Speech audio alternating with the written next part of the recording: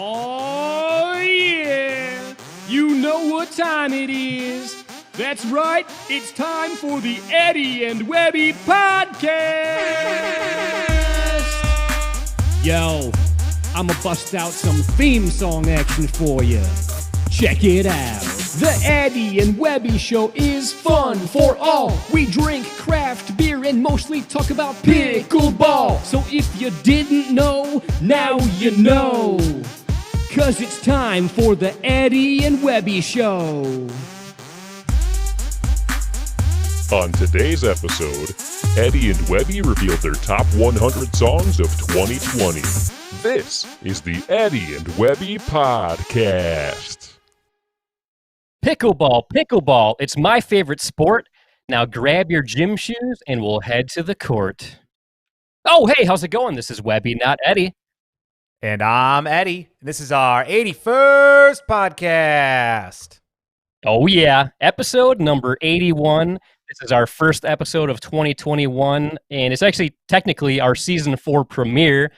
We have a slightly updated theme song. We have a fresh new look here, and we're kicking things off with an absolutely awesome episode today. That's right. And as you guys may or may not have noticed, we've changed the title of our podcast. It's a long time coming. We should have done this a long time ago because Webby and I were kidding ourselves if we thought we were going to talk about anything but pickleball. But now we are the Eddie and Webby Pickleball Podcast, which means we're basically going to be doing the same thing. It's just now it's official. It's primarily focused on pickleball and a little bit of beer. Would you agree with that, Webby? Yep, I would agree. I mean, it's been a while now that we've pretty much only talked about pickleball with a hint of beer here and there. So yeah, I think it was the right time and the right move. That's right. Well, guys, just so you know, we are live. We're live on Facebook. We're live on YouTube.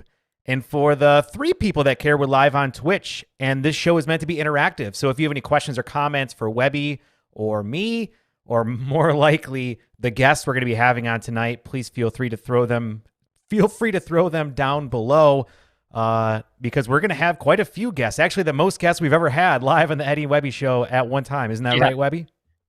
That's right. Yeah, we are kicking off 2021 with a bang here. So yeah, I'm very excited about today's show. We got like a very star-studded cast of characters joining us. That's right. I'm sure that we're anxious to bring on our guest tonight, but I'm a little bit thirsty. So even before we get to our next segment, Webby, I think we should have a beverage. What do you think? Yeah, I thought you would never ask. I am very thirsty. So yeah, I say we crack something open here. Well, I do want to give a big shout out to our friends at New Belgium. They have actually sent Webby and I beer to be able to drink on this episode and maybe some future episodes as well. And we're very, very grateful for that. We're also very grateful that they're getting into the pickleball world.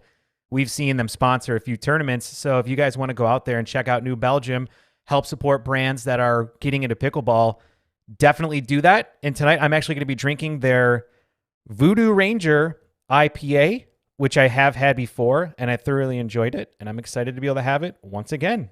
What about you, Webby? Very nice.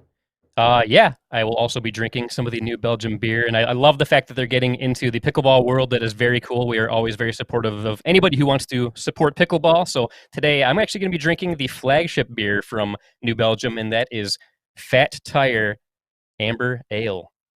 I remember when I was living in Michigan, I was so excited that we were able to get Fat Tire there. This was maybe 8 or 9 years ago. Now you can pretty much get it almost anywhere, and it's always a good standby beer for me as well. So, Webby, cheers. Oh, for sure. And cheers, while we're friend. cheersing, I want to know, the world wants to know, Webby, what is going on in Twitter? Oh man, the world of Twitter has just been absolutely crazy lately for numerous reasons. One of those reasons is the fact that there's so many tweets about Eddie and Webby. So I'm going to read a few of them right here and now. Okay. So here's one from Pickleball Cage.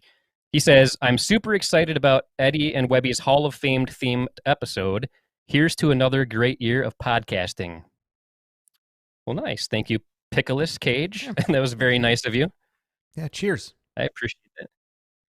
Let's do another tweet here on the Twitter sphere. Here's one from Puke Skywalker. I was really hoping the Eddie and Webby podcast would have ended along with the year 2020. ... Ouch. Yeah, that's rough. Puke, man, that's kind of mean. That's very mean. That was not nice at all. But no, unlike 2020, Eddie and Webby is here to stay, bro. That's right. Let's do one more tweet. How does that sound? Sounds good. Here's one from Bruised Willis. Eddie and Webby, for the love of God, please stop letting Webby play singles pickleball. He sucks, and it's obvious he's never going to get any better. Come on, man. I know I'm not the greatest pickleball player, but I'm trying here. You're getting better. I challenge you, Bruised Willis. I bet you couldn't beat me at pickleball. That's right. Climb out of your cave that you, whatever trolls hide in. I don't know.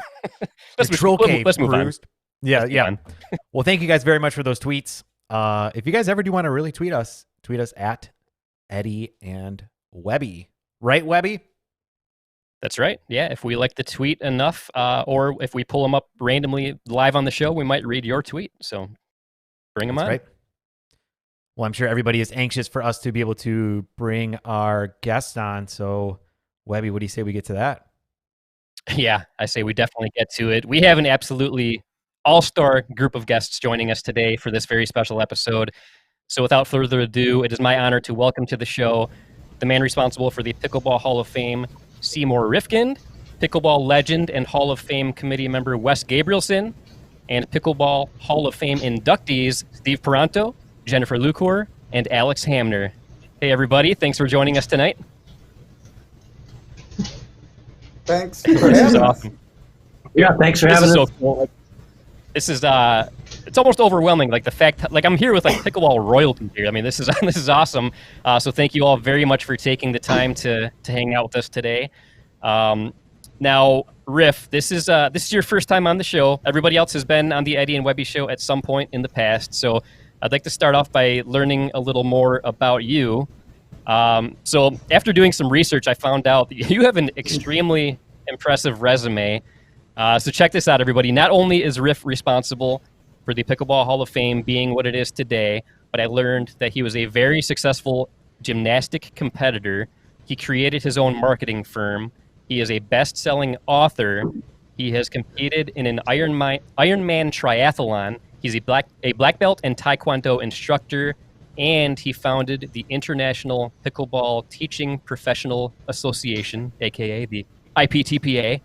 That is quite a list of accomplishments there. I definitely want to learn more about some of those things that I mentioned, but first off, we can't have somebody on the Eddie and Webby show without finding out how your pickleball journey first got started. So I've got a bunch of friends that have been living in the villages and retired there 25 years ago. They've been telling me about this game pickleball for that long. I retired in 2005, and one of the things I was doing was I'm a big Bears fan, a big football fan. So my wife and my kids, we were planning kind of like 3-4 day vacations quite regularly during the football season. And the plan was to watch the Bears play in every stadium. It was kind of an 8-year plan. So I was at one game in Atlanta, and then the following weekend I was supposed to go to North Carolina. And I got a call from my buddies in Florida, said, why don't you come down to Florida? So I did. Played some tennis, played some golf. Eventually they said, you got to get on the pickleball court. I said, okay. 5 minutes in, my whole life changed, man. I got addicted real quick, and all my plans got pushed to the side, and pickleball kind of took over my life. So nice. It's crazy how that works. I feel like everybody, once they get into pickleball, just their whole world changes. I feel like is that true to say for pretty much everybody else here today? Yeah. Yep. Yeah, it's pretty wild. So Riff, when did you first get the idea to pursue making the Pickleball Hall of Fame a reality? So IPTPA was established in 2016, and at that time is when I really got a chance to meet, really all the people that are on this call. And Steve, in particular, told me a lot about the history because he's been there from almost the very start. So I got really interested in the history because I just love pickleball so much. I wanted to know everything about pickleball, and history and the people that created it became kind of important to me. And he had mentioned to me that there's never been a pickleball Hall of Fame, and people have talked about it, but nobody's ever done anything. And then in 2016, 17, Wayne Dollard pulled me aside and Steve and Justin Maloof and said, we really need a Pickleball Hall of Fame. And Steve jokingly said, yeah, well, we've been talking about it for 20 years. And so I said, yeah, let's do it. And Wayne was excited. Steve was excited. And Justin said he needed to talk to the board at USAPA. And USAPA wasn't interested in doing it at the time. But I thought, especially since I recognized how old some of the key people were that were still around, not only did we need to do it, but we need to do it in a hurry. So, within 3-4 months, kind of put everything together. And by the summer, we were completed with all of the requirements and all of the committee work. And we had our first, class of inductees in 2017 at USAPA Nationals. So. Very nice. And we have a couple photos I'd like to show. We have a picture of the first group of inductees from 2017. And I don't know, do you mind naming off the people from left to right who's in this picture here? Yeah, so we got, we got Arlen Peranto, we got Joel Pritchard, we got Barney McCollum, we got Sid Williams, we got Mark Friedenberg and Billy Jacobson. Awesome. So that's the inaugural group of the Hall of Fame. Very cool. Group. Awesome. Yeah, and that first Hall of Fame induction ceremony was incredible.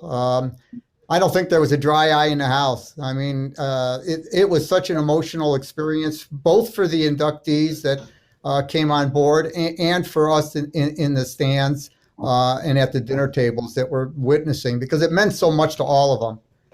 It was really, really something. And at that point, I recognized how important this really was and how happy I was to be a small part in all the committees and everything that kind of got this thing up and running. Awesome. Yeah, that is very cool. I love learning about the history of pickleball, and I think this is a very important thing to have in place. So I definitely love what you're doing with that. So we have Wes Gabrielson here. It's awesome to have you join us again. For those unaware, Wes joined us for episode 45 of the podcast last year. And he's also sent us a lot of great questions for the Pros Asking Pros Questions segment that we've been doing on the podcast.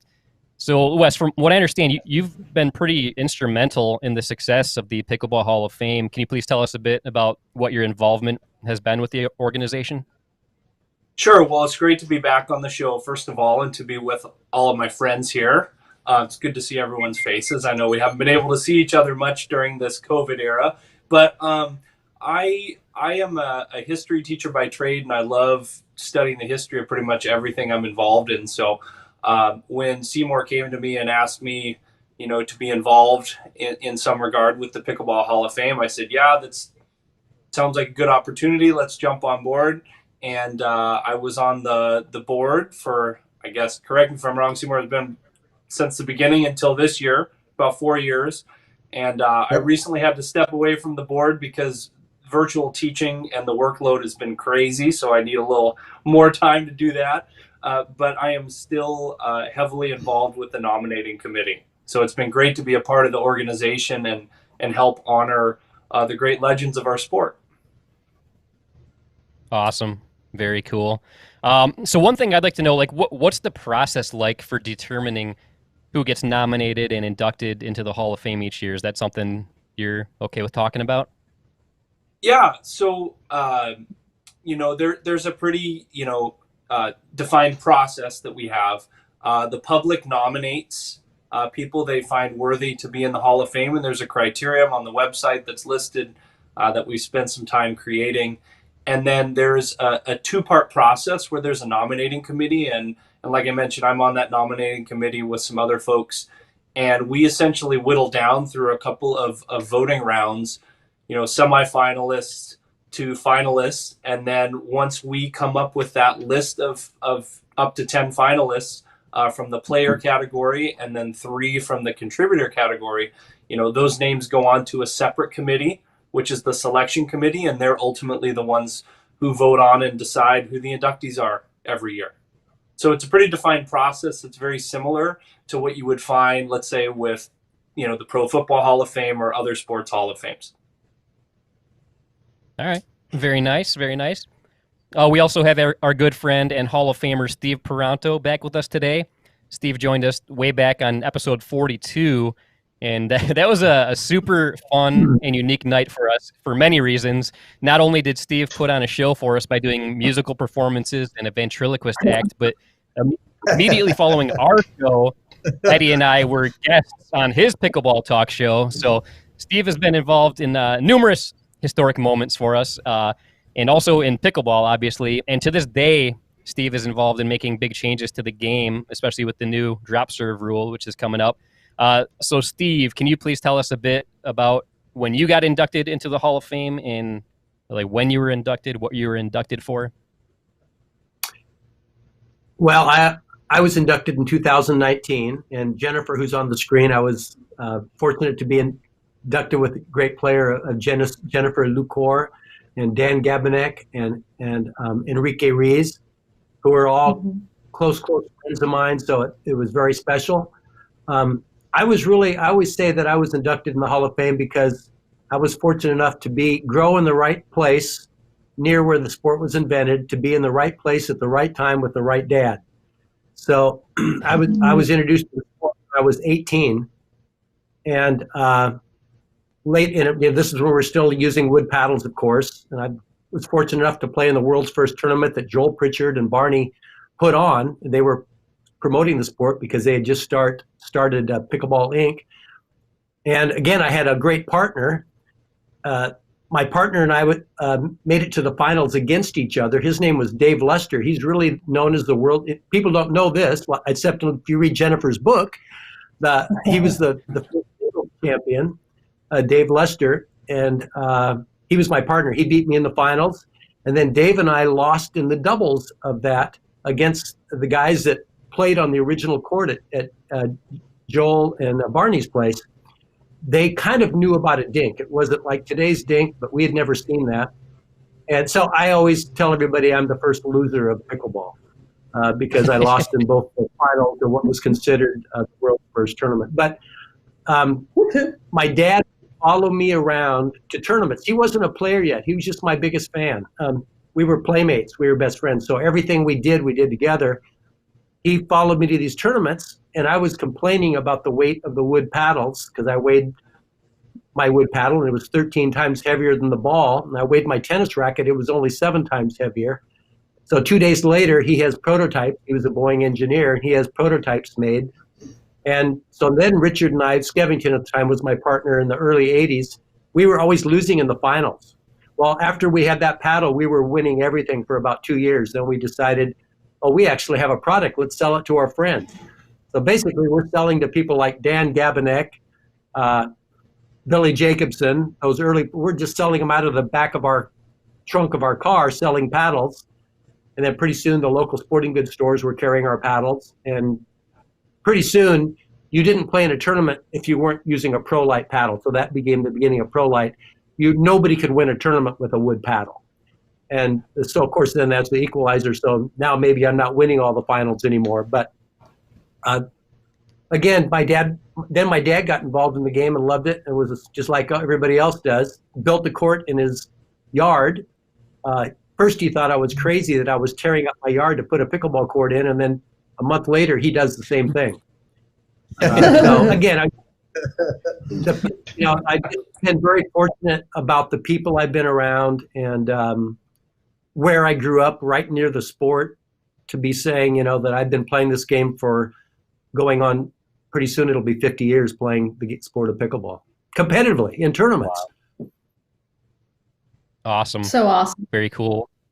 And for anybody paying attention, as Riff mentioned, Steve's father, Arlen Peranto, he was one of the inductees into the inaugural class of 2017 for the Pickleball Hall of Fame. So That is very cool. Steve, I saw you were sipping on something there. What are you sipping on tonight? So I brew my own beer, and this is an IPA that I finished. I kegged it about 2 weeks ago, so it's just like perfect right now. So it's just a nice, crispy IPA. Yeah. Ooh, that sounds delicious. I love a good IPA. That sounds amazing. One of these days, I'm gonna travel to your part of the country, gonna play pickleball on your court and drink some of your beer. That's definitely high on my bucket list. Hey, that's on Great. my list too. Yeah, everybody's got to do that. So, yeah. Nice. Well, so Jennifer Lucour is here. She joined us for episode 68 of the podcast alongside her longtime doubles partner, Alex Hamner. Jen has been an extremely successful and dominant pickleball player. She has a great pickleball blog, and she co-wrote a book about the history of pickleball along with her mother, Beverly Youngren, and I just so happen to have this book right here. I highly recommend this book. Anybody who wants to learn Definitely about the history of pickleball, you've got to get the book. Too. I've got an autograph too. So. Oh man, I got to get mine autographed because I do not have an autographed copy yet. But I have anybody one. who wants to learn about the history of pickleball, you have got to get that book. I mean, it covers everything and it's done so well. So thank you for making such a great book there. Oh yes, thanks for the plug. But where did we so get Jennifer, that you're book?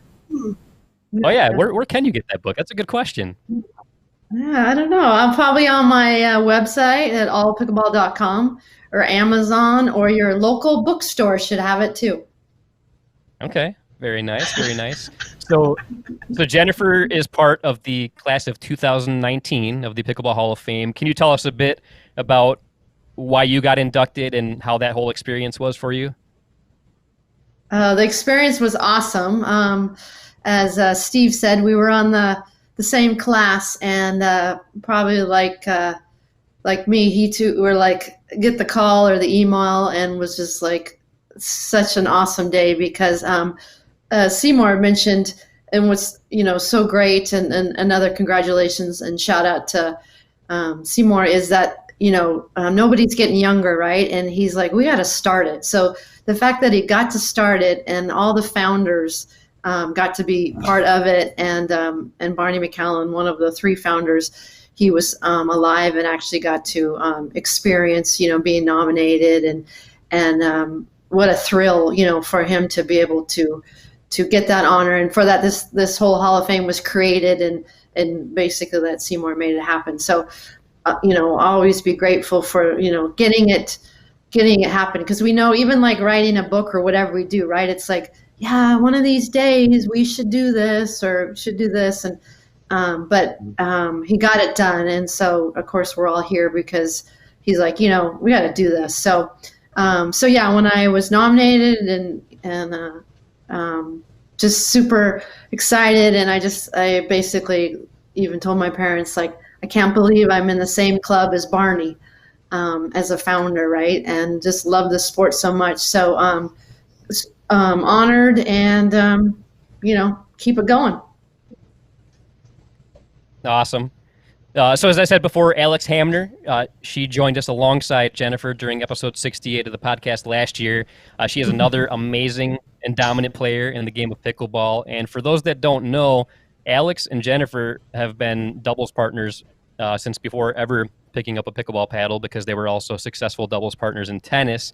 And Alex is part of the most recent class of the Hall of Fame inductees. So Alex, can you please tell us a bit about why you got inducted and what it was like getting inducted into the Hall of Fame in one of the craziest years of our lifetime, good old 2020. Well, kind of like what Jennifer said, super great honor to be included.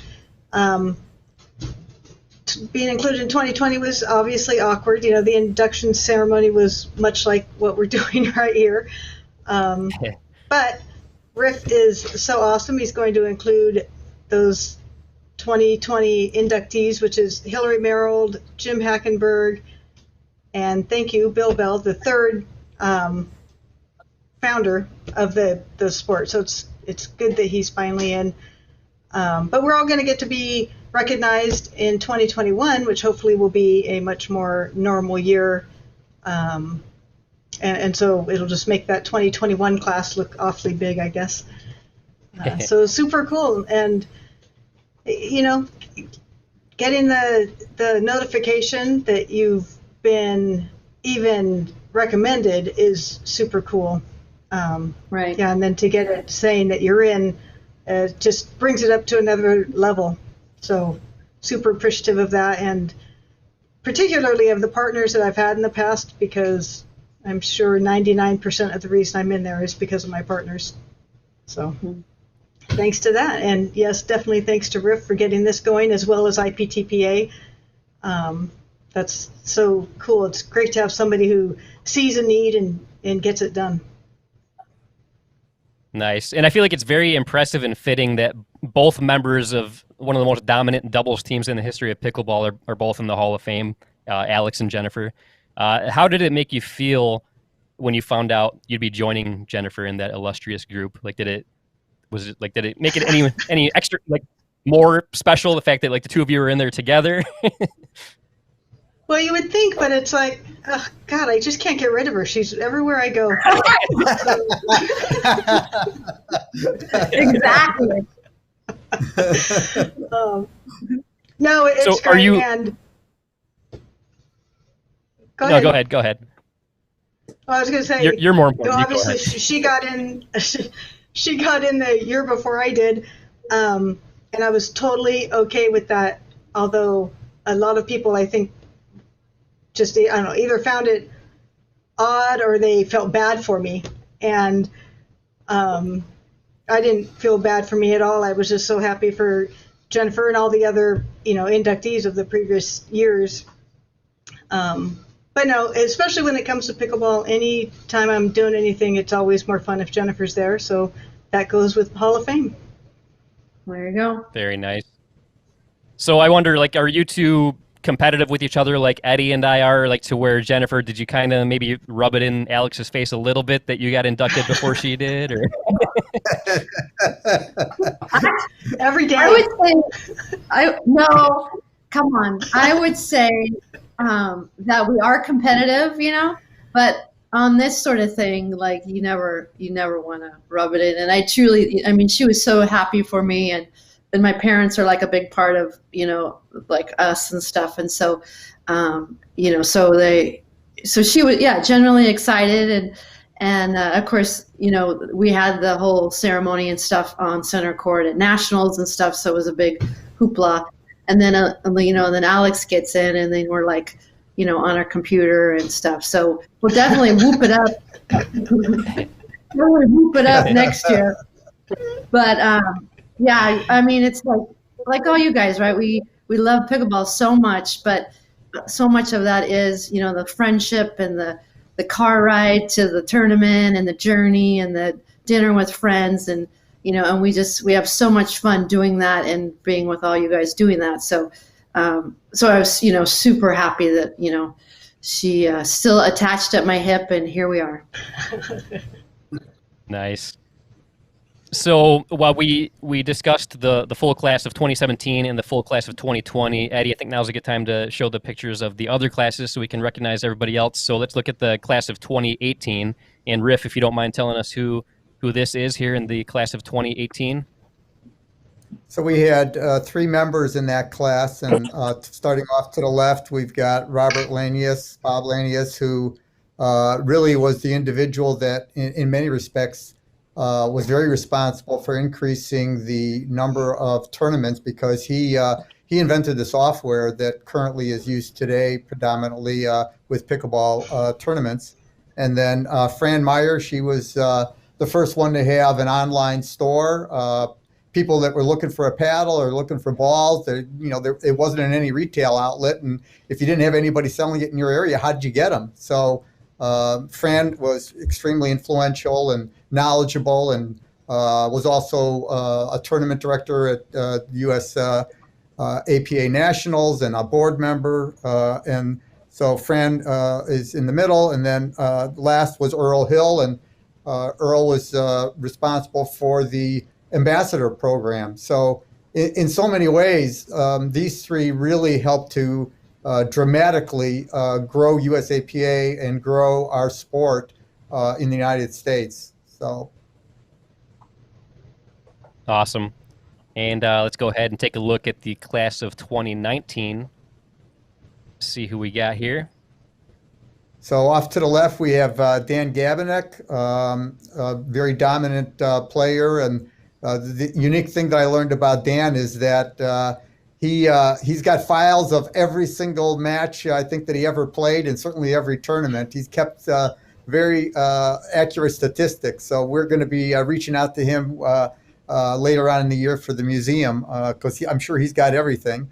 And then Enrique Ruiz, of Mexican descent. And so one of the cool things about the Pickleball Hall of Fame is that we've got, members from outside of the United States as well. Fran is from Asia and Enrique from Mexico.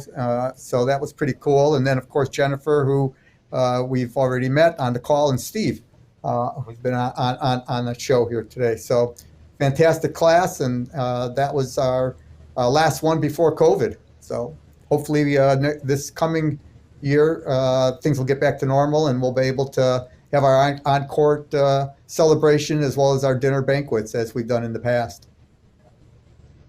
Nice. Yeah, I'm sure everybody will agree. Like, I just cannot wait until things can go back to normal. We can get back to pickleball tournaments that we know and love, because 2020 was just so horrible. Can't wait for things to get back to normal, because like you guys said before, the tournament experience, it's a whole thing. Like, it's not just playing in the tournament, it's the destinations you go to, the traveling, the journey to the tournaments, the people you meet, the people you stay with. I mean, it's just some of the best memories of my life have happened just in the last 3 years because of pickleball and the tournaments I've traveled to and stuff. So yeah, we need to get this. Yeah, you have to add in all like the pranks that you do against your opponents and your friends, and all the little mischief that happens. I mean, that's all part of the whole thing. Exactly. Yep, 100%. Couldn't agree more. So not only are we joined by a great group of guests here today, but we also have some special video messages to play from other Pickleball Hall of Famers. So we'd like to go ahead and start playing those now. And this first one comes from somebody that was part of the very first class of inductees into the Pickleball Hall of Fame, and that is the one and only Mark Yoda Friedenberg. Hi, my name is Mark Friedenberg, but my friends call me Yoda. I was inducted into the Hall of Fame in the inaugural year of 2017, along with the forefathers of pickleball. It's an extremely high honor, the highest honor I have ever achieved in the world of sports. I'd like to say a couple words about pickleball. Pickleball has grown or exploded exponentially in the last few years. It has saved lives. People have gotten off the couch and played pickleball. A lot of physical activity. It also gives you social activity as well, which saves lives, believe it or not. Anyway, I'd like to thank the Pickleball Hall of Fame for honoring me, and I hope it continues in the future. Thank you. Nice. Very cool. Awesome for that. Thank you very much for that message, Mark. And actually, I have another book with me right here that just so happens to be written by the man himself. And I got to meet him in person at the 2019 Great Lakes Regionals. And I do have an autographed copy here with a special message. It says, "To Webby, hope this book makes you a pickleball champion." And I did end up going on to win the silver medal in this tournament in the 3.5 men's doubles division. So I feel like it was partially thanks to this book. Ooh, Moving up. very nice. I do love And Mark. He says, like, save lives, believe it or not. That was pretty good. right. Yeah. Yeah. Oh, and I absolutely believe it. I mean, like, I know numerous people who have said that pickleball has saved their lives, not just because of like being physically active, but the social aspect of it. So, I mean, yeah, he was not lying. He was not exaggerating. Exactly. Speaking of Yoda, when Steve was on our show, one thing that I loved is we played a video clip of Steve performing a song about Yoda. And if I'm not mistaken, Wes, weren't you part of that? Like, didn't you play some of the music, or you've played background music for Steve before? Isn't that right? Yeah, Oh, yeah. I played the keyboard while Steve was singing. Nice. Love it. That's a good song. If you haven't heard it, you got to hear it. Yeah. Yeah, I definitely recommend everybody look it up on YouTube. Look up And it's Steve funny Paranto, because, Yoda. that song was about 3 or maybe 5 years before the Hall of Fame, and there is lyrics in there about the Hall of Fame, and Mark would be the first inducted, and he was. So, Oh, wow. yeah, You predicted it. yeah. Very nice. Very nice. That was So- a party at my house. Yeah, anybody, like, if you want to get stuck in a wormhole, just look up Steve Paranto's videos on YouTube. There's such a wide variety. There's song parodies. There's instructional videos. There's so much good things. Like, I have gotten sucked into the Steve Paranto wormhole numerous times. Especially in the last year, you put out a lot of great new videos and stuff. So, yeah, everybody's got to do yourselves a favor. Look up Steve Paranto on YouTube. You won't regret it. But let's do another video message here. This next video message comes from 2018 Hall of Fame inductee, Earl Hill. Hi, my name is Earl Hill. I'm one of the founders of USA Pickleball Association, and I was the original director of national relations, and that evolved into the ambassador program. My history with pickleball goes back to the mid-'80s in the Seattle-Tacoma area when I played in some tournaments that Sid Williams had run. And Sid's had an organization called the U.S. Amateur Pickleball Association. In the late 90s, my wife Gladys and I decided to build a retirement home in Surprise, Arizona. At the time, other than pickleball play in Washington State, there was also play at the villages in Florida, at a number of Thousand Trails campgrounds, and also in Surprise right next to our home at Happy Trails Resort, where they had 4 courts. So I soon had the idea to get pickleball into the Arizona Senior Olympics, and the first event there was in February 2001 when we had 100 players. Within just 2 or 3 years, we had 400 and over players, and we were attracting the attention of many of the players from Seattle-Tacoma who would come down to play in that tournament.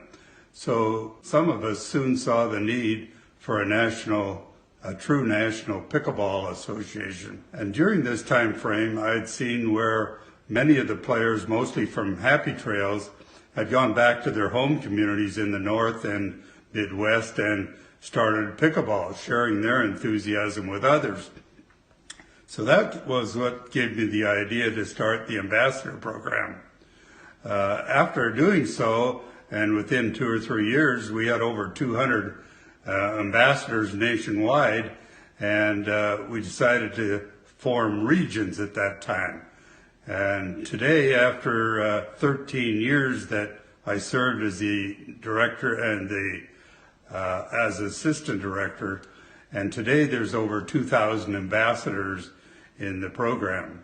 I'm grateful to the Hall of Fame committee for recognition of my contributions to the rapid growth of our great game of pickleball. Thank you. Nice. Awesome. That's great. Thank you very much, Earl. And yeah, I mean, I think it's safe to say like pickleball wouldn't be nearly as popular and come as far as it has without the USA Pickleball Association. So I feel like we all definitely owe a big thanks to Earl there. That was very cool. Yeah. Earl was from the Northwest and used to play regularly at my dad's house in the summertime. And every time I would see Earl at a pickleball tournament, he always called me Arlen.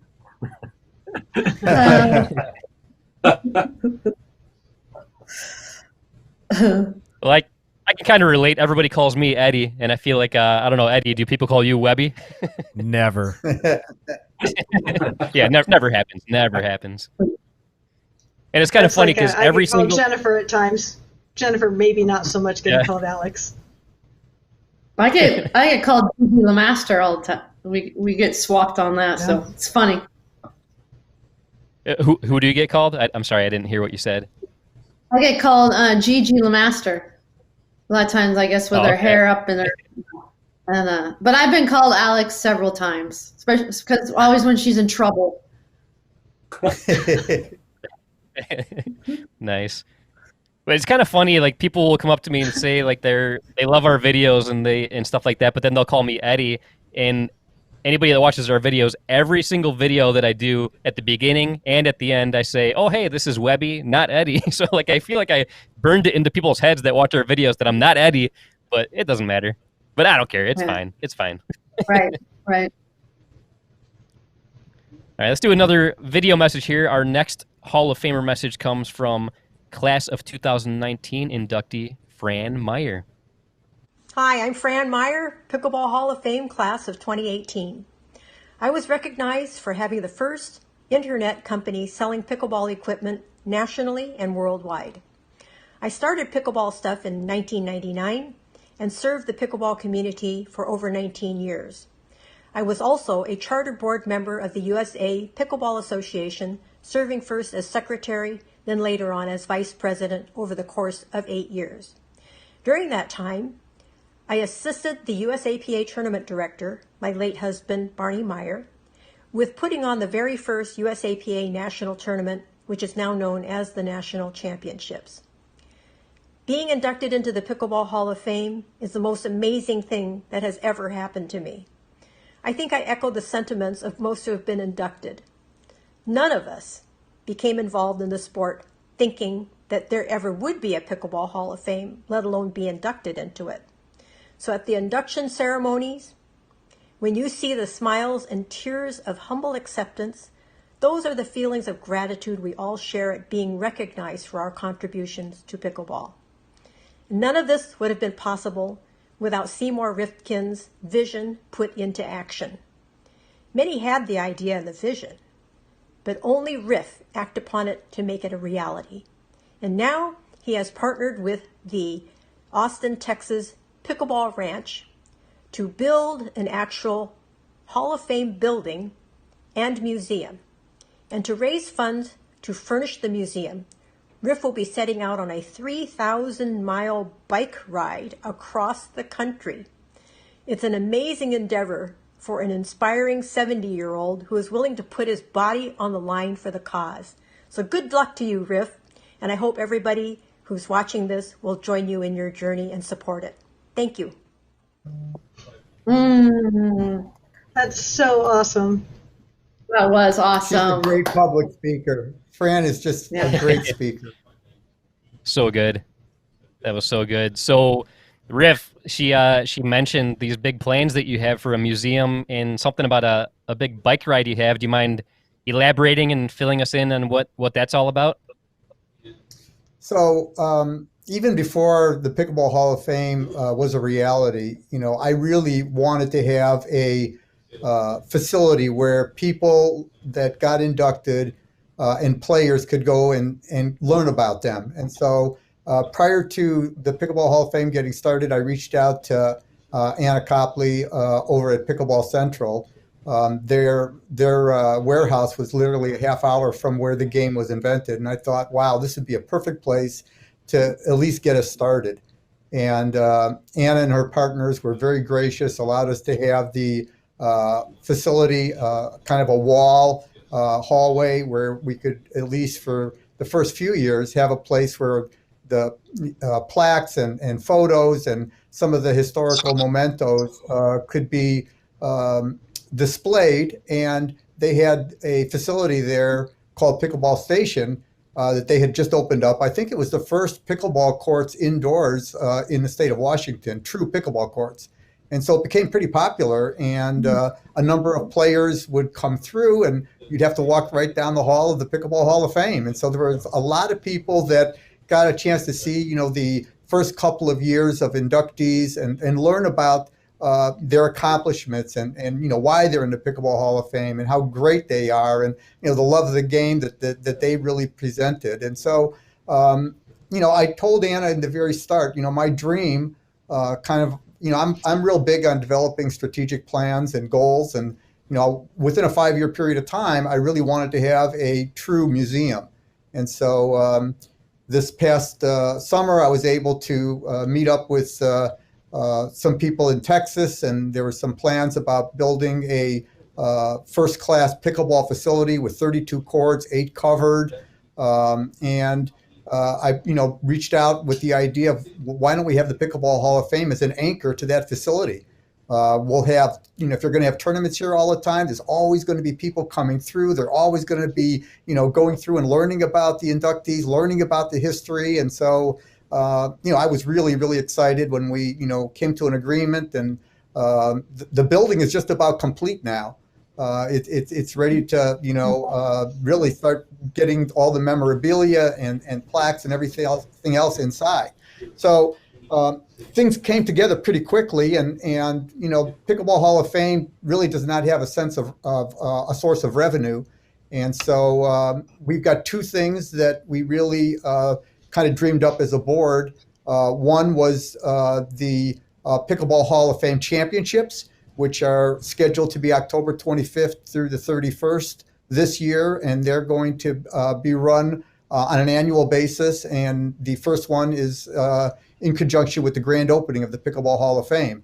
And then the second one was, I knew we needed more money for all the interior, to hire a really great, exhibit designer and showcases and video equipment. And, I want Pickleball Hall of Fame not to just be a shack with, a bunch of places where you can hang up some photos. I want it to be a first-class sports museum. And it's going to take time, but, out of the gate, I'd like to have something that really we can grow into and has some high-quality fixtures and design that's, equivalent of just, the great people that are going to always be memorialized inside of that museum.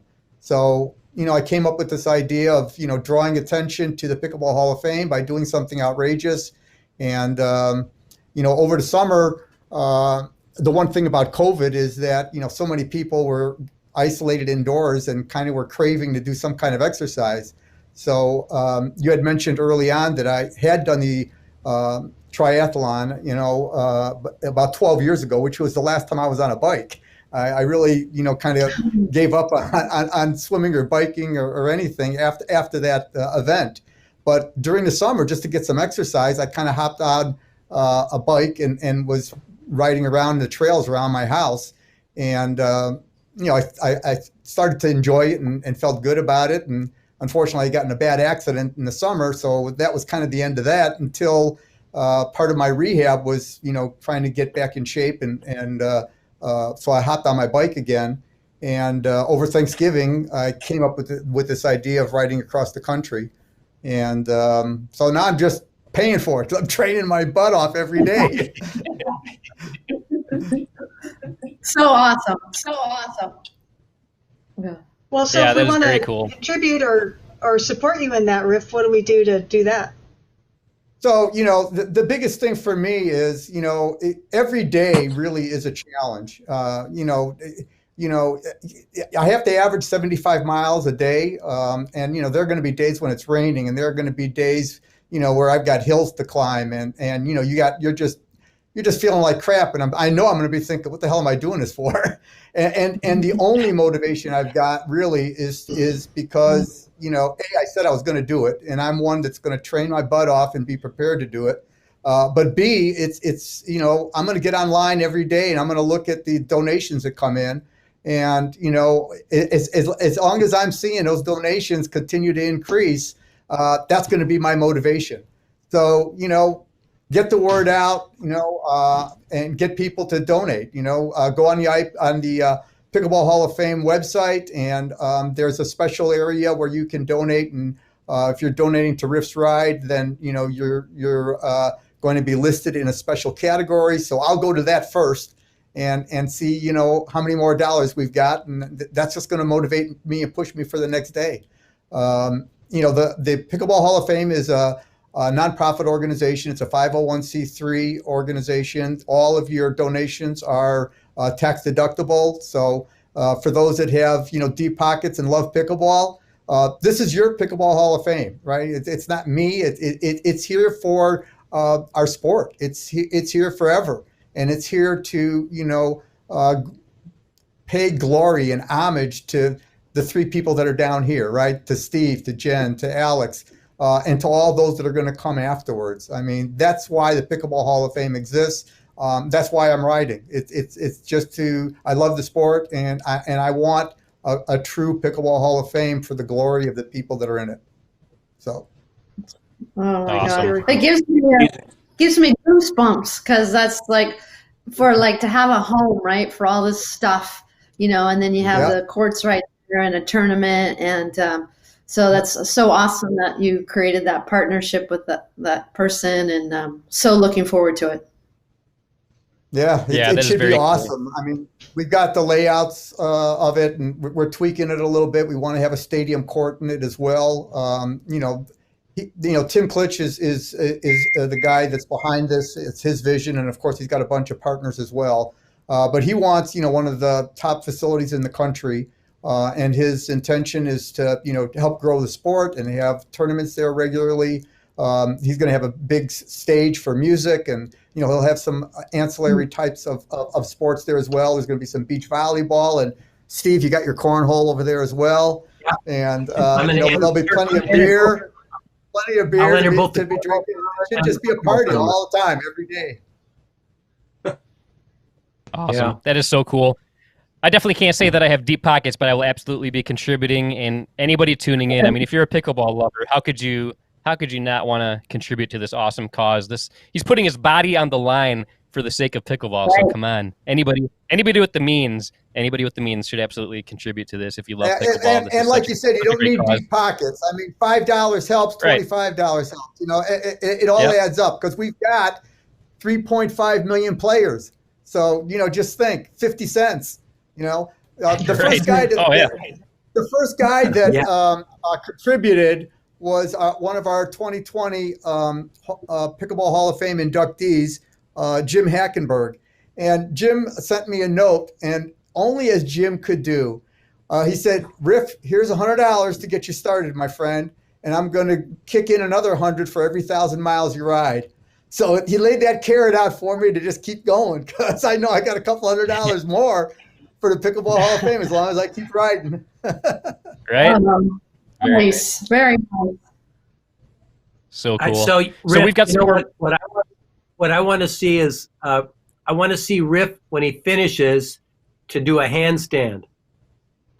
I think Riff collapsing in the ocean is going to be a little bit clearer than Riff doing a handstand. Okay. Well, I don't know my if the brain public is knows. popping right now just thinking about going upside down in a handstand, Steve. I wouldn't be surprised if you could do it. This guy has got more perseverance than anyone I know, and then his gymnastics background and his fitness level for. Are you 70 now, Seymour? Is that what? Are you 70? I am in pickleball years. Yeah, July I'll be 70. Yeah. Isn't that funny how we count our years in pickleball years? Yeah, pickleball years. You're always, I have a November birthday, so I'm already a year. Right away, I'm a year older than I should be. Yeah. Because we're all Those are the thinking only about years that that next count. stage up, right? Right. That's all it counts. Pickleball years. Yeah. Yep. Oh yeah.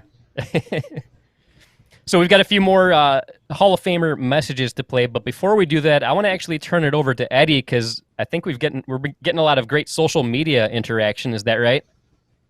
That's right. Cool. A couple comments and a question I wanted to be able to bring up here to kind of break things up a little bit. The first one is from Katrina Davidson, just saying, fascinating history Steve shared.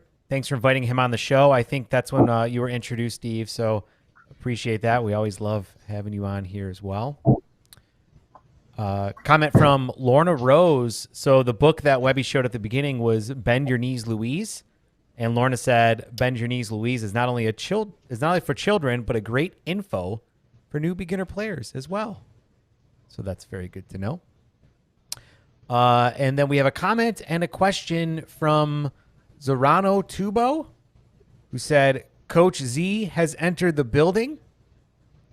And Coach Z wants to know, for those inductees that are on the show here with us right now, where were each of you when you found out you were inducted into the Pickleball Hall of Fame? So one of the questions of where were you when something happened? So Who wants to start us off here? Well, I'm going to start that off because at the time my dad was passing away, and my dad was inducted in the first class. And when I hope I don't get too emotional, but when I found out, I drove right to the hospital, which was 3.5 hours away, to tell my dad. So that's what I remember, is being on the road. Wow, that's awesome. You have to I mean, tell him. what a memory there. Yeah. And just to add to that, Steve and I are really good friends, and he sent me a picture when he arrived at the hospital, and the picture is with his jacket on his dad in the hospital bed. He sent me that, and I just started crying. It was really, really touching, and you got a father and a son in the Hall of Fame. The first ones to ever do that. There's only one time when you're the first. We may see it again, but boy, to have Arlen and Steve in the Hall of Fame, just absolutely amazing.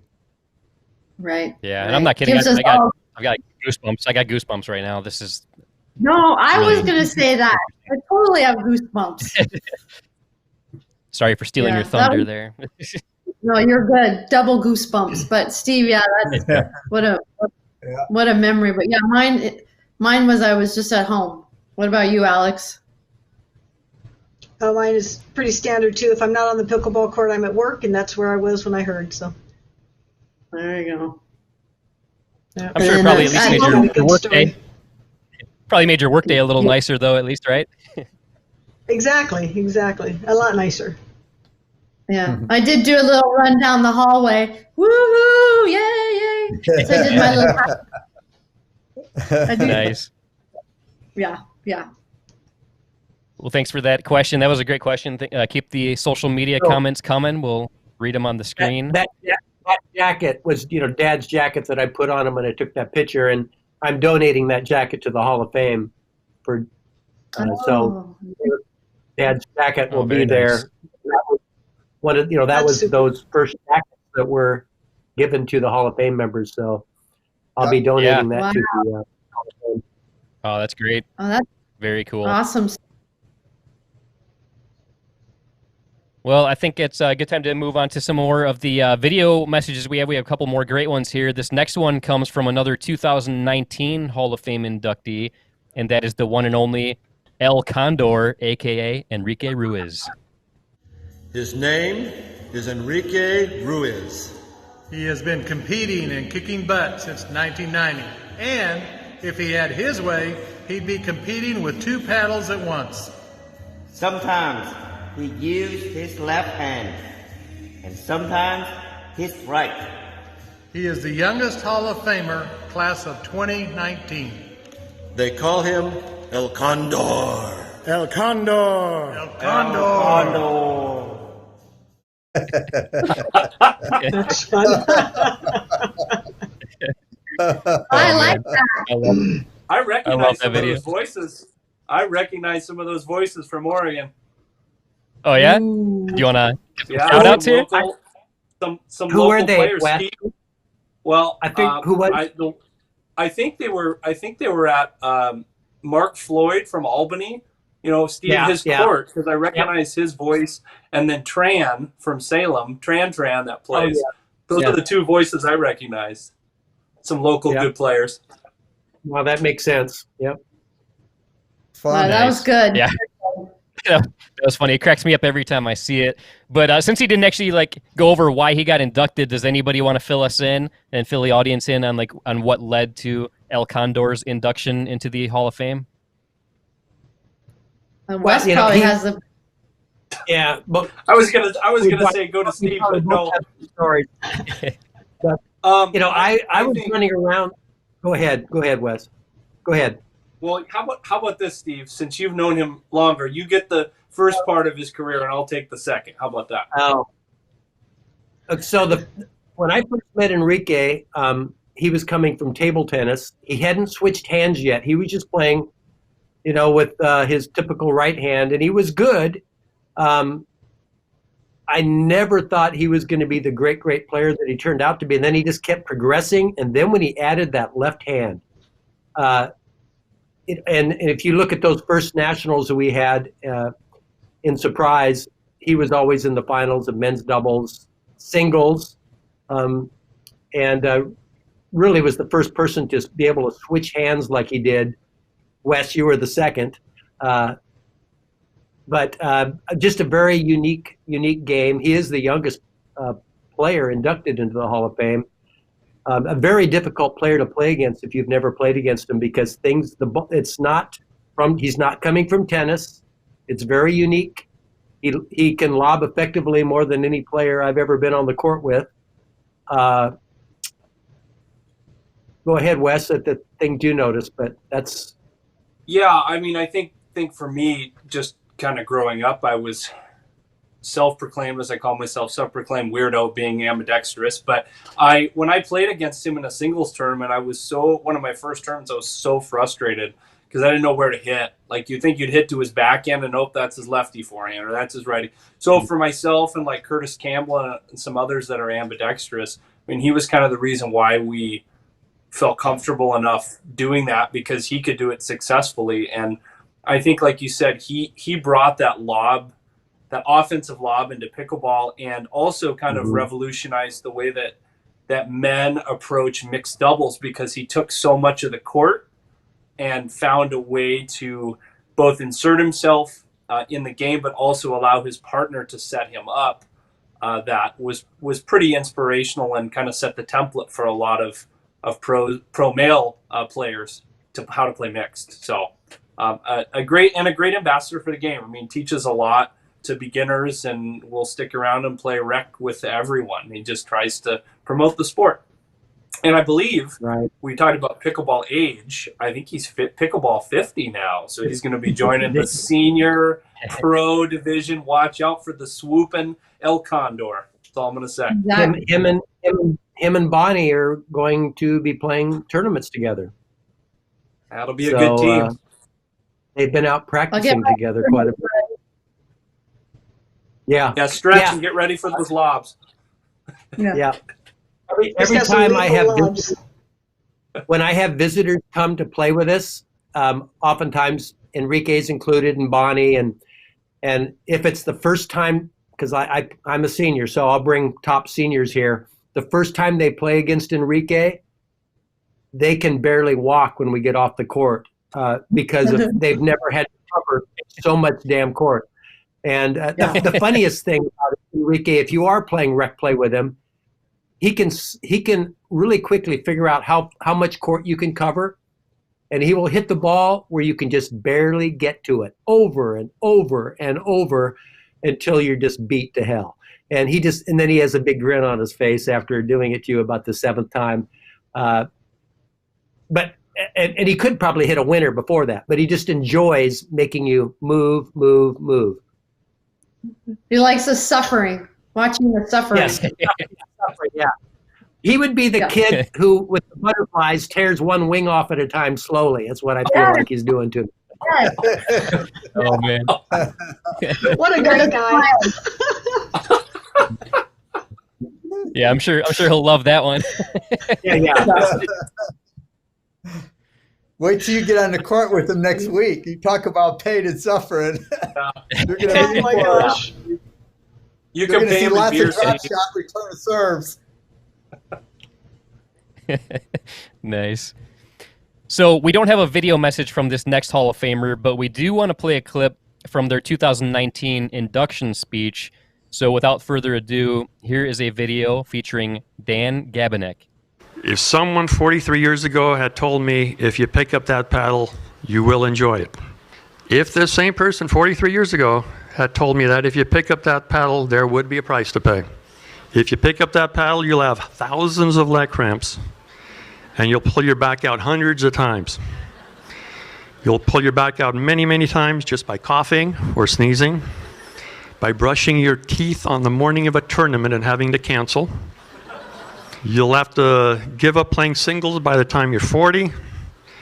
Playing doubles will become an issue by the time you're in your upper 40s.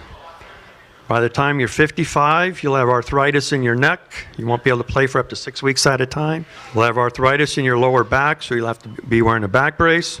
And with arthritis in your knee, you won't be able to squat down anymore. If this same person would ask me now, if you would have known all this 43 years ago, would you still pick up that paddle? All I have to do is think of all the people I've met over the last 43 years, both on and off the court, that I would have never otherwise met, and say, you bet your ass I'd do it all over again. Thank you.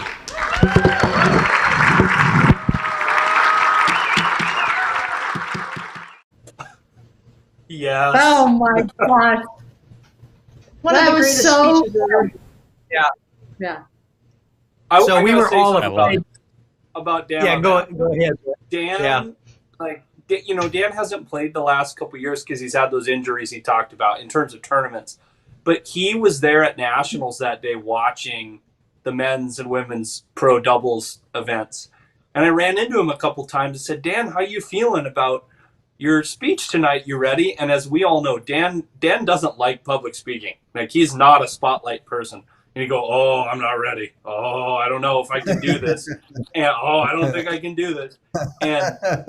And no, I mean, Steve, you gave a hell of a speech. Jen, you gave a hell of a speech that night. But I think he surprised everyone so much with how awesome that speech was. He crushed it. He absolutely crushed it. And that was a mic drop moment at the end. He's like, you bet your ass I wouldn't. And he walked off the stage. It was great. It was just a great, I mean, we were all so happy for him and happy that he got through and delivered a great speech. But totally deserving. What a dominant player and a great human. Right. Yeah. I was going to follow. I'm glad you said that because I was going to say exact same thing because and I even talked with some friends in the audience that evening and they don't know, they don't know the background. And for him to get up there and speak, he did not want to at all. Right. And then to just do that mic drop of such an awesome one. And we know, he's been the guy forever that always had the cramps and just like some health issues, right? But then he'd just keep beating you and he'd keep winning. And then again, we'd all go together and for dinner at the buffets and do all you can eat. And then we'd do it again the next day. So that speech is, I think, so glad it was recorded because for the museum and stuff, it really sums up a lot that, we do get worked with our body and we get older and, things start to hurt and stuff. But the fact that he would not trade it, right? It's the coolest thing ever. And then I want to say I did see him and played with him about a month and a half ago in Happy Trails, Surprise, Arizona. So he was out there on the courts and then we played. And then we went to the like a Golden Corral for dinner. Yeah. So it was open, so things there haven't changed at all. Wow. And I have a fun tidbit as well on Dan, and it includes Yoda. So we would, like Jennifer just shared, do the tournament and go out to these buffets afterwards. And Dan's a much bigger guy than Yoda is. But they always had a contest at every tournament, and it was who could gain the most weight. So you would just see them plate after plate after plate, dessert after dessert, and just egg each other. What else are you gonna have? It was just remarkable, just so fun. So as they weighed in, because they usually stayed at Yoda's house or whatever, right? So they're there for nationals. We stay with host families. So we're there like 6 days, right? And they got on the scale and then they weighed. And then, the last day they weighed in again. And then whoever had that had bragging rights. And it's just so part of the whole fun, and the journey and the friendships of all this, basically. Do you all remember his tally marks at the SeaTac tournaments up on the board in the food room? Like he used to they used to tally up how many hot dogs he ate during the day. He'd eat like 12 hot dogs and go out and win a gold medal. It was unbelievable. Yeah. So in those days, this was when Sid Williams formed the first USAPA, and back then it was United States Amateur Pickleball Association, but it was the first governing body. So we would have, it was at Tacoma Athletic Club. We played on carpet surfaces, by the way. So it was a little bit slower, great rallies. And then this was a racquetball fitness club. So one of the racquetball courts would be our food section. We had beer, chili dogs. Well, Dan was very famous for consuming the most chili dogs in a tournament. Yes. And Brian Ogden, who was one of the best singles players at the time, was the most famous for, Wes, you won't believe this, but for drinking more beer than I do. And then winning the singles event. Yeah, and shock, yeah. That's a lot. But, yeah. So last week when I knew we were going to do this show, I called Dan and told him, could you send in a video? And he laughed and he goes, I'm off the hook because she's out of town. And so he only has a flip phone. That's all he has. He goes, he needs laughing. I'm off the hook because he hates doing that kind of stuff. But he did give me a question to ask all of you guys. Now that we're all, actually this question is for any of the Hall of Famers who are seniors, which now is all of us since Enrique is 50. So Dan's question is, how has your strategy changed since becoming a senior player?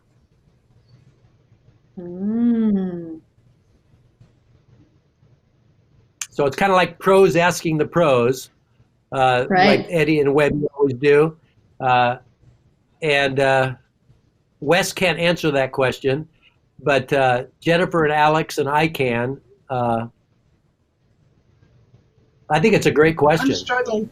I think it's a great question. It's I'm a great struggling question. to answer it. Yeah, there's definitely changes, and because there are a little bit more aches and pains, and I think although Dan, he wasn't a senior. I don't know, all his aches and pains. He had a long list, that's for sure. But yeah, definitely, I would say definitely changes. And the whole strategy of like, how can I get this point over quicker?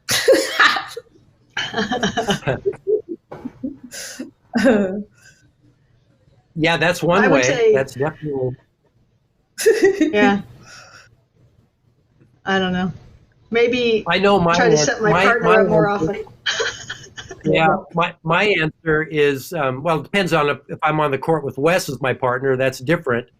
I'm just Right. going to dink the ball and never attack anything and just hit unattackable all day long until Wes hits the winner. But generally, if I'm playing in a senior tournament now, it's all about buying time for myself because I'm slower. And also your reflexes aren't quite the same. So you want to create a ball that's always going to be in the same spot for your opponent to hit you because you only have to move your hand so far. So for me, it's always about buying time, dinking everything when I'm pulled off the court, resetting as much as possible to get myself back into position. Yeah. So I think roll with Steve the opposite. Just The opposite would work too. kamikaze, go in and see what happens and screw them all up. Yeah. But now, Jennifer, you're still a little bit opposite of this because you are on the court a lot with open players still, and so I could see then where you want to end this point. Where if let's say you're only on a court with people your age and you're in better shape than they are, and you can keep resetting the point all day long, both could work. I get it. But Yeah. I was thinking Dan's strategy would probably be eat less chili dogs than he used to when he was a younger player. I was going to say, Steve, Yeah. don't you have tapping into what Webby was talking about earlier? I think you've got a song on your YouTube channel about being a 5-0 No. in age. People could tap into that too and get some Yeah, I do. inspiration and advice. Yeah, you were on the keyboard on that one too.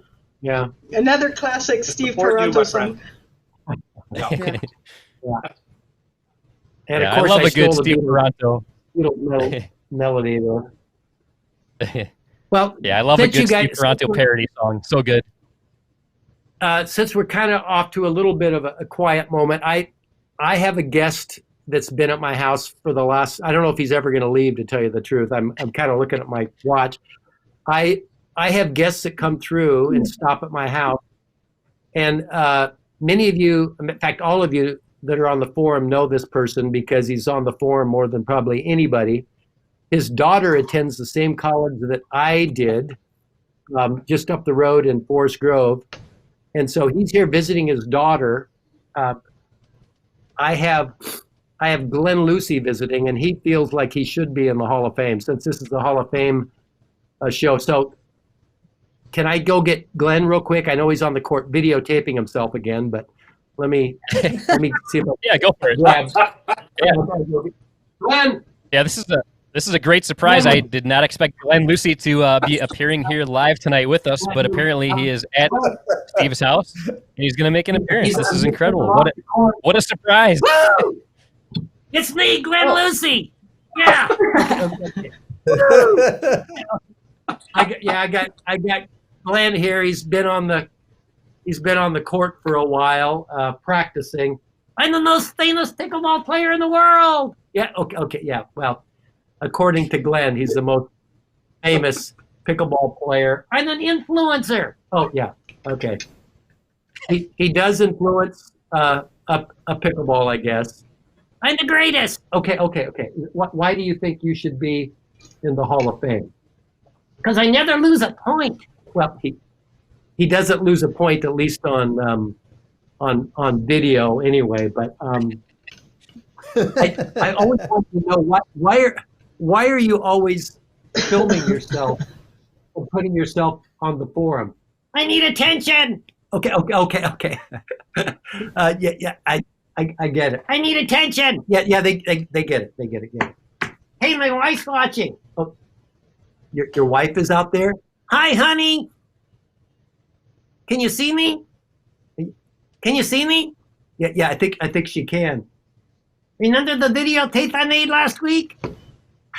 I don't just videotape pickleball, you know. Ha ha. Hey, honey. That's a sex joke. Okay. That's Glenn Lucy, everybody. Say he's got to go out to the court and practice a little bit more. I'm going to shoot some more videos of me winning. I need to be in the Hall of Fame. Hall of Fame. No, here. I'm in the Hall of Fame. No, you're not in the Hall of Fame. Wow. Glenn's back out on the court now practicing, so he's Thankfully. got his camera. He's got his camera set up, and I don't know. He went in my closet and put on my Hall of Fame jacket earlier, so he's walking around the house with the Hall of Fame jacket on. I don't know what to do with him. I think he's going home tomorrow. I'm not. I hope.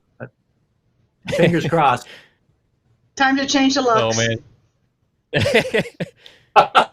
Oh, that was amazing. Yeah, that was absolutely amazing. A groundbreaking moment, Art, like a historic moment. The first time Glenn Lucy has appeared live on the show. Yeah, he wanted it really bad. So. Nice, so good. Well, we do have a couple more video messages to play, so I think it's time for a good time to play another one. This next video message is from one of Alex Hamner's fellow 2020 inductees, and that is the very talented Hillary Merrill. Hi there, Eddie and Webby. Oh, telephone call. Hang on just one moment. I'm so sorry. Hello? Hi, Glenn. Yeah. I know. I'm on a podcast right now. Uh-huh. I will try to mention you, but it's hard sometimes just out of the blue to get your name in there. Okay. I gotta go. Okay. I'll try. Bye-bye. Hi. Well, I'm sorry for that little distraction. I am really kind of having fun being the first time I'm on your podcast. I've watched it. I know you two like your beer. You like dark glasses, and you like to wear one hat backwards and one hat forwards. And that's about all I know about you, other than you love pickleball. So right there, I guess I'm your buddy.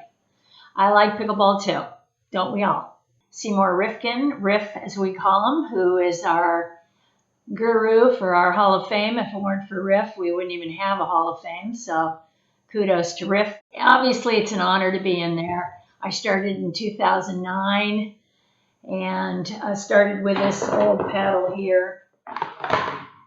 No name paddle. It was about 9. I guess the first one I played with was close to 9.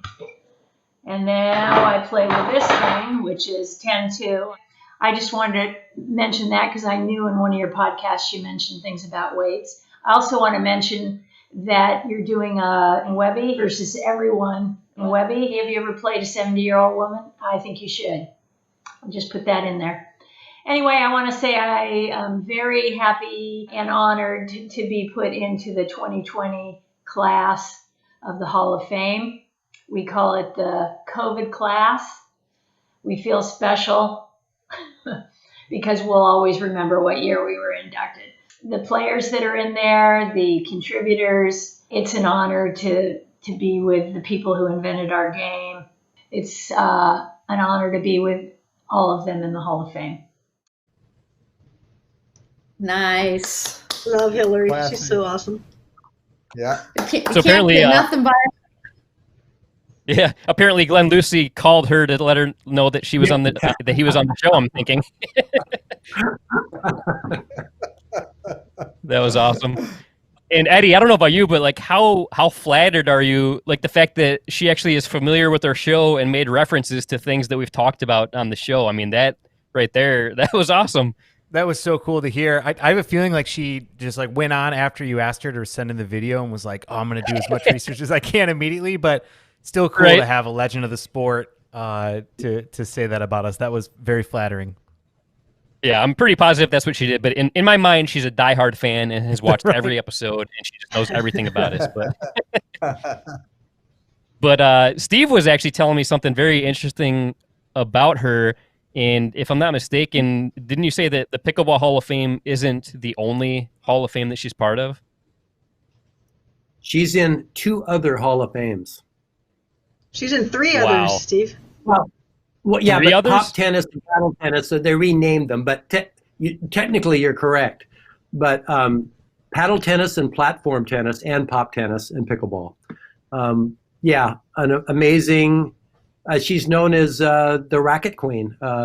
She beat Bobby Riggs in paddle tennis before the famous Billie Jean King Bobby Riggs tennis match. So incredible athlete. Oh, wow. Wow, that is very impressive. That is awesome. Yeah. Very cool. No. Oh, look at that. Look at that. That is her. That is her from her paddle tennis days. Or is that Farrah Fawcett of paddle tennis? Yeah. Paddle tennis paddle. So is that a platform tennis paddle or is that a paddle tennis? I guess I don't really. I'm not familiar enough to know like what the difference is, or are they the same thing? I believe that's platform paddle tennis with the whole. Oh, I thought it was paddle. I think it's platform. I think it's they're got pretty all the similar. holes. Yeah, they are similar. Yeah. Yeah. What I'm kind of curious about is Webby, when is the match going to take place between you and her, and where? Because she challenged you. So I'm I noticed gonna that. accept. Yeah. That's right. Yeah, I am not one to back down from a challenge. So yeah, Hillary, I will absolutely. I'll play you anytime, anywhere. So let's set a time and a date. Let's make that happen for another installment of Webby versus everybody. What's your cardio training like? Because she's going to run you all around the court. I'm just telling you. It's gotten better, to be honest. Like that's the one thing I can thank COVID for is I've pretty much like been sticking to singles ever since COVID kicked in. So I've been playing a lot of singles. So my cardio at the moment, I would say, is probably the best it's been in my life. Maybe still not nearly on Hillary's level, but I mean, for me, it's the best of my life. Well, Hillary's actually tuning in right now, and she said, "I'm a diehard fan now. LOL." Thank you, Hillary. We got one more. All it takes is one, right? Yep. Yeah. That's exactly. That's awesome. Well, thanks, Hillary. Thanks for tuning in, and thanks for that awesome message. I loved it.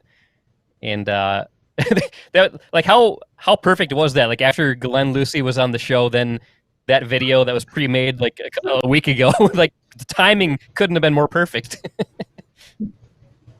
It's almost like we planned it, but we didn't. That's what's so amazing about it. But we do have. Hiller's quite the comedian, so it worked out. Yeah, super fun. I can't wait to meet her someday, and then obviously play her on the court because of the challenge that just got issued. But we have one more video message here, and the final video message comes from another member of class of 2020, and that is Jim Hackenberg. Hello, my name is Jim Hackenberg, and I was honored to be inducted into the Pickleball Hall of Fame in 2020, along with one of the co-founders of the game, Bill Bell, and two of the great female players, Hillary Merrill and Alex Hamner.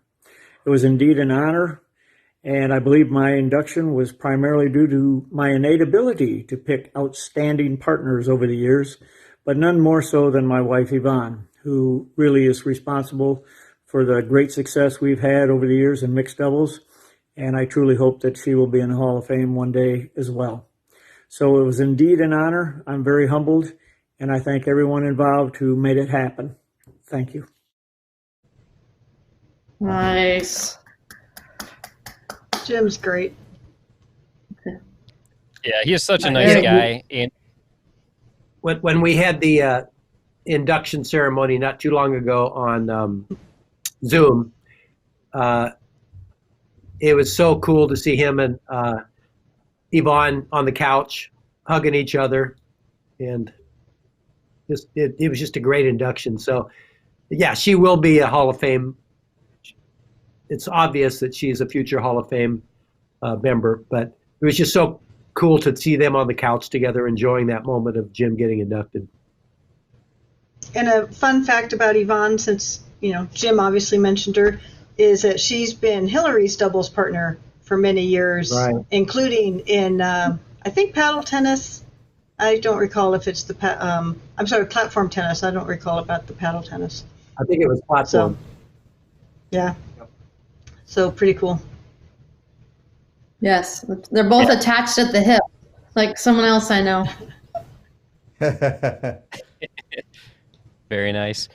Yes, and one of my favorite tournament experiences was the 2019 Great Lakes Regionals here in Michigan, and that's a tournament that Jim and Yvonne Hackenberg were the tournament directors for, and that was really the first big tournament that I ever competed in where I was able to meet and watch pro pickleball players up close, and it was by far my favorite pickleball tournament experience in regards to a tournament that I did without Eddie. Eddie and I have been to some awesome tournaments together, but as far as something that I've been to without Eddie, that was 100% my favorite tournament experience. It was such a well-ran tournament, and just it was so cool to be able to see some of the top pros in the game of pickleball play up close and personal.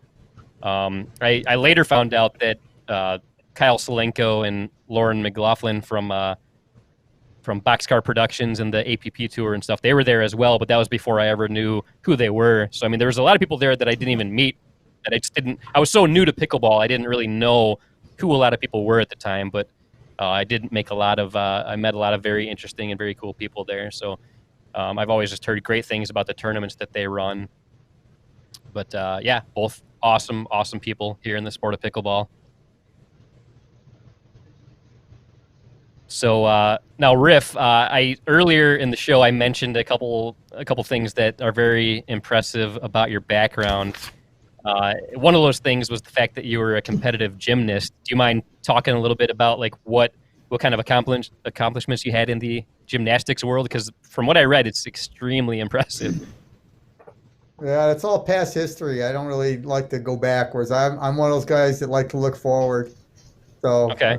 Here's what I will say about my gymnastics life. When I got introduced to gymnastics, I was 14 years old. They didn't have gymnastic clubs and things like that back in the early 60s.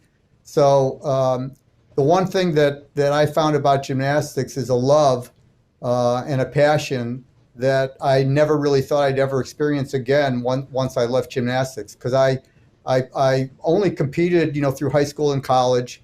And after that, gymnastics is kind of a young person sport. So, I was kind of done with my gymnastics career. And then I've always participated in other sports. but never really thought I'd ever find anything that I loved as much as gymnastics, because it was kind of like a big fraternity and sorority in the gymnastics world as well. You got really, really close with your competitors, and I just, I used to work out 3 times a day to try to catch up and try to, reach the goals that I had for myself. And I've gone through and participated in a lot of sports, but I never thought until my senior years that I'd find another sport that I loved, probably even more than gymnastics, in pickleball. So I've been so blessed to start, my journey as a young, boy with something I loved that really taught me, the importance of goals and failure and working hard and being persistent and all the things that you learn in all sports, if you really try to thrive and really get good at it. And then that gave me some direction in the rest of my life. And then in my senior years, I've just had the joy of meeting so many people and the social aspects, like we've all talked about, for me has been probably the thing that I enjoy most about the game. They're just 99% of all the people are just like extended family members to me. Just love them and the experiences that you share, the goofing off that you do, the rec play at the tournaments is almost all the time better than the actual tournament, right? I used to always try to show up early and stay late. I got a chance to play with people that, I really, really like, but, we live so far away from each other, you don't get a chance to. So, that's been just an amazing, amazing journey for me, just to experience, high levels in sport early on. And it's just helped me a lot in all of my life endeavors, whether that be my family, with my businesses, or in other sports. So. Very nice. And going along with what you said about rec play, like I feel like in rec play, I'm easily like a 4-5, 5-0 player, but then when it comes to tournaments, I'm like 3-0, 3-5 at best. So it's weird how that works. But so Wes, do you have any big pickleball plans for 2021? I'm pretty excited to play some tournaments. I know this last year I only played one tournament because this was my teaching schedule. All of my tournaments are pretty much from May through September, and it seems like in late August, early September is when things started to open up again and tournaments started to happen. So I only got to play one tournament, and we had that APP exhibition in Bend, Oregon, which was great. But yeah, I'm excited to play some more tournaments, and I've got some good partners. I think I'm following the Jim Hackenberg plan. You got to have good partners. I think on the Hall of Fame call, he called them thoroughbreds, didn't he? Everyone, he's like, you got to ride the thoroughbreds to the finish line. So I've got some good partners, and I will try to do my best to get out of their way and let them play. And I'll try to set them up. So that's where I'm at. Nice. Now, Steve, make sure I know you got the Pickleball Hall of Fame Championships October 25th to 31st on that schedule of yours, Wes. It's penciled in. It's penciled in. Yeah. Make it happen. Yeah. Nice. Maybe it'll get upgraded to pen. Maybe he'll ink pen it in soon. Well, I was going to say, I'm looking here. I like to, in my office room at home, I like to keep some of my pickleball memorabilia. And before I came on, I knew that I'm just thinking of people that have been legends in pickleball. This person's not in the Pickleball Hall of Fame, but I found this hat that was signed by someone. And I don't know if we can see this, but one person on the call may recognize.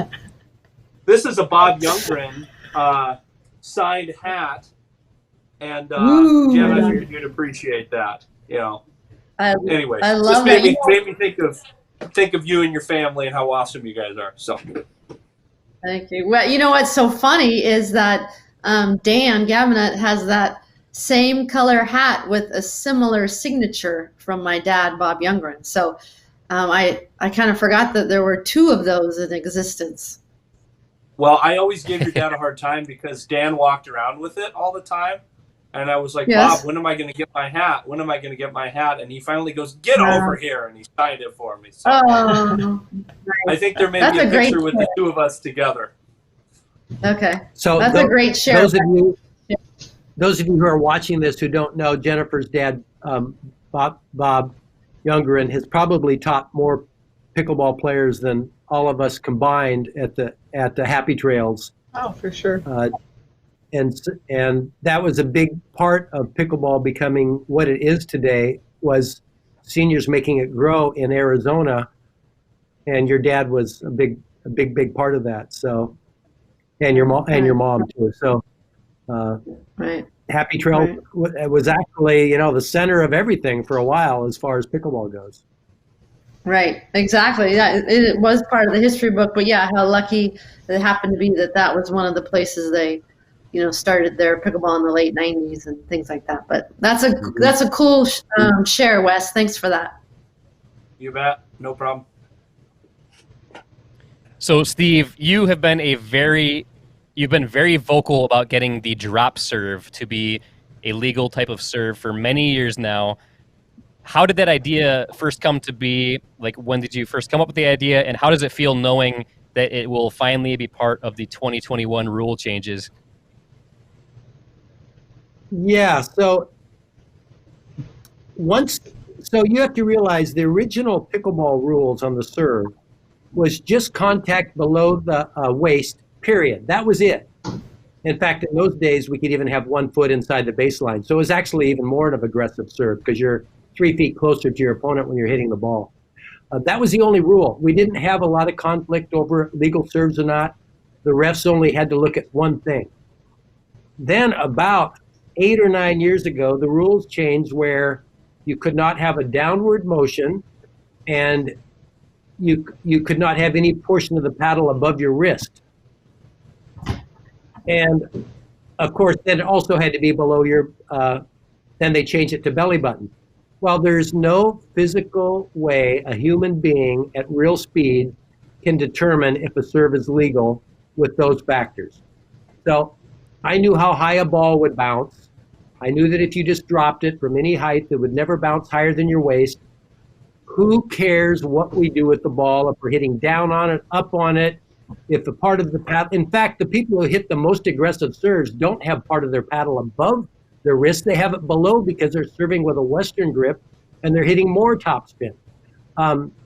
So I wanted to create a serve that was easy to determine if it was legal or not.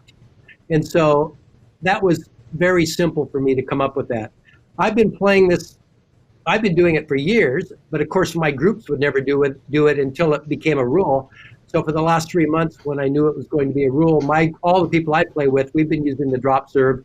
And guess what? None of us have figured out how to have an aggressive drop serve. Yes, we have more variety. We can kind of spin people out wide. I've only been aced once now in the last 3 months by a drop serve, and I've probably been aced 4 times by a toss serve. So it does not change the game. It does add variety, and it's easy to rep. And besides that, people can learn it more easily if you're teaching beginners. I was an elementary PE teacher. Teaching kids to hit a ball against a wall with a paddle was much easier if they dropped it first before they hit it. So it was easier to teach, easier to ref. These people that hit the yips in West, do you remember my yip period there in Bend? Yeah, he's nodding his head. That's probably, I think that's when West decided Kyle Yates would be his partner instead of me, right about that time. I was really appreciative that you let me go on that one. I appreciate that. Yeah, okay. But it just has so many benefits. Now, of course, the last 2 days, what are we all talking about? We're talking about Zane's crazy serve. And the one he used in the tournament was perfectly legal. He was throwing it up, spinning it with his hand, which is perfectly legal. Morgan Evans started that idea, and it does add more topspin.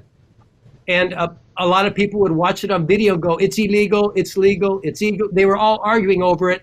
Then Randy Coleman, good friend Randy Coleman, came on and he said, well, 5 of us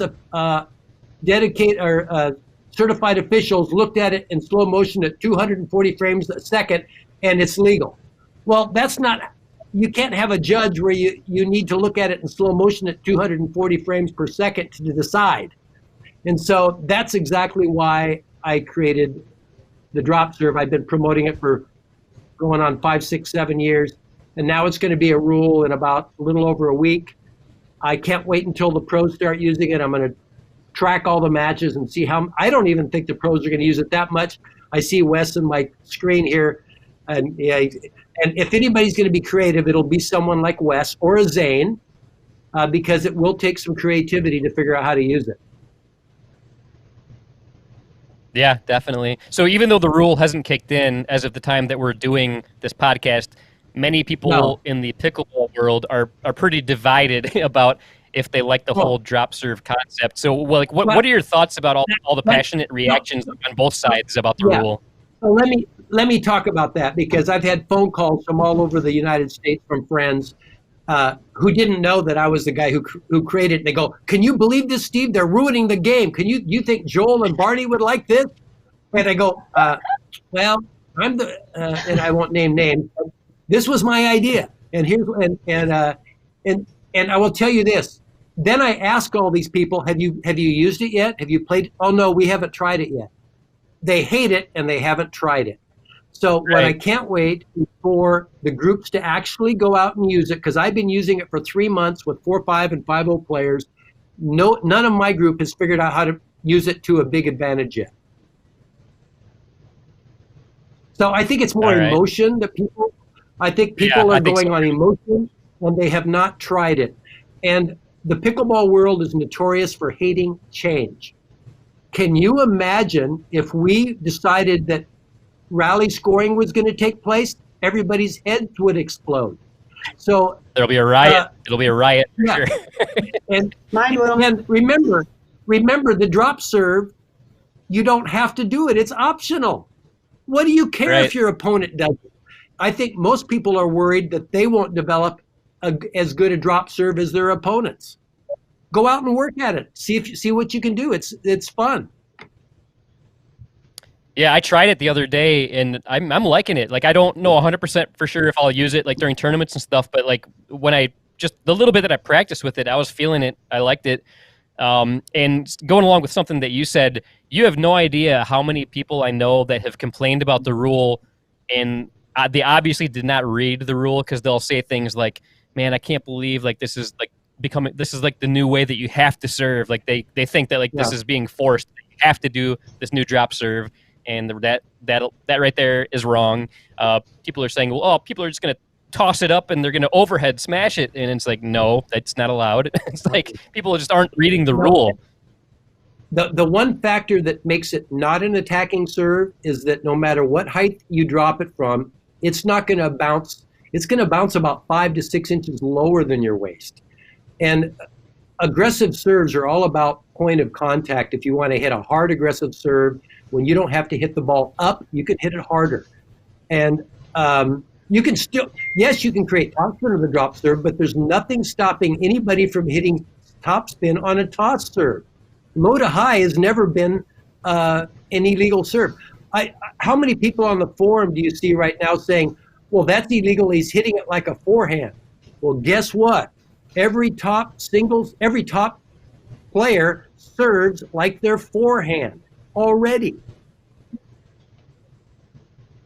Yeah. And you might get a kick out of this, Steve, but something I started doing like in the last week, like every once in a while in the pickleball forum, I'll get a little squirrely, and I'll like want to mess with the trolls or people that are just like trying to like rile people up on the pickleball forum, and people that started saying stuff about how like, man, it like people are gonna have such an advantage, or people will say like, man, I tried the drop serve and like I was acing everybody. So what I started doing is I would respond and be like, oh, I would love to see video footage of like how dominant you are with the serve. Can you post it here? Not one person has been able to post a video, or they'll come up with an excuse like, well, I didn't, I wasn't recording that day, or I don't have a way to record. Like not one person has been able to show me video of this alleged unstoppable serve using the drop serve. Right. So far, the most impressive drop serve we've all seen is by Tyson, dropping it, serving it. And guess what? It looks just like his other serve, except he's hitting it from 4 inches lower than he was hitting his other serve. Yes, Tyson is going to ace a 3-5 player with a drop serve. Right. He's also going to ace a 3-5 player with his other serve.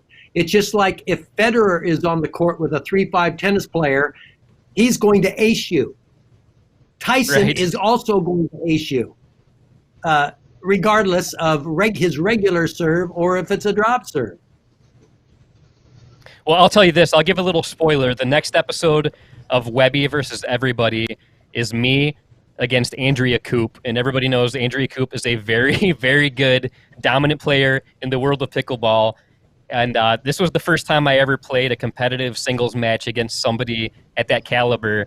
And there were numerous aces. And the serve that she served me, it was like nothing I had ever seen before. And this was just the regular legal serve, like not drop serve related at all. So, I mean, people at the pro, like the 5-0 plus level, it's a different world for people like me that are playing 3-5, 4-0 level. It's just, it was crazy. Yeah. Well, I am excited. I think the next pro tournament where the drop serve is allowed is in about 2 weeks, beginning of February. And I'm going to sit in front of my screen, watch the match, and I'm going to track, first off, the percentage of people that use the drop serve, and then how many of those drop serves affect the point. Here's what I'm saying. People on the forum are saying it's going to ruin pickleball. Points are only going to be 3 hits. I argue that actually the rallies will sometimes be longer now. The reason I use a drop serve is so Wes won't hit such an aggressive return to serve with slice, and I can hit a third ball on it and get to the net. And so, if anything, for me, playing against someone like Wes with an extreme slice, I have a better chance of hitting a successful third and getting to the net and making the rallies longer. So I don't think it's going to shorten the rallies at all.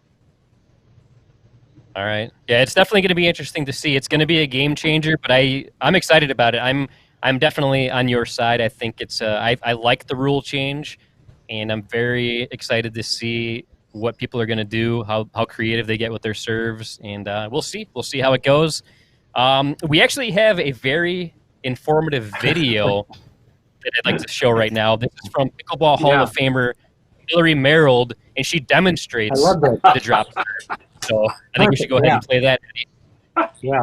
The new drop serve versus the old serve. I think the advantage with the new drop serve is that the drop can be disguised.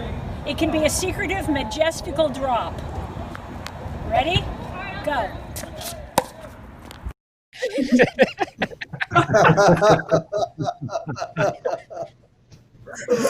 Oh, man. Only Hillary. So good. That was awesome. The first time I watched it, I didn't catch what she was doing, and I got to watch that again. Then, okay, it's Hillary. I get it. Okay. Yeah. In fact, I think, Eddie, I think we should play it one more time because the same thing happened to me. The first time I watched it, I didn't quite catch it. I thought I caught it. So Eddie, let's play that one more time. The new drop serve versus the old serve. I think the advantage with the new drop serve is that the drop can be disguised. It can be a secretive, majestical drop. Ready? Go.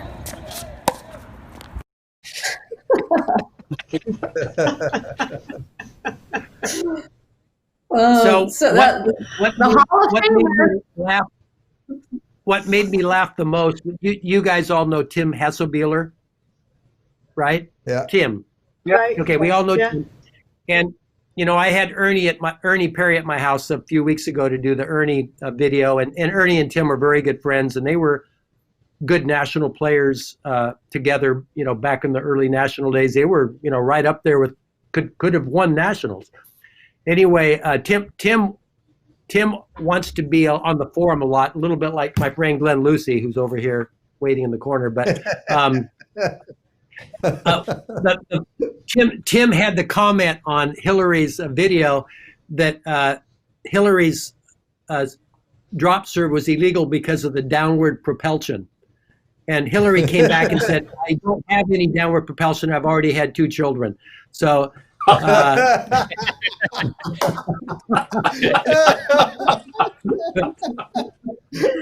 Hillary. That's so funny. Awesome. So good. So Jennifer, what about you? What are your plans for 2021 looking like? Oh, wow. Doing a few tournaments. Got one at end of February. I'll see if that can Arizona holds. Just some tournaments here and there, just like every year. See what happens. All right.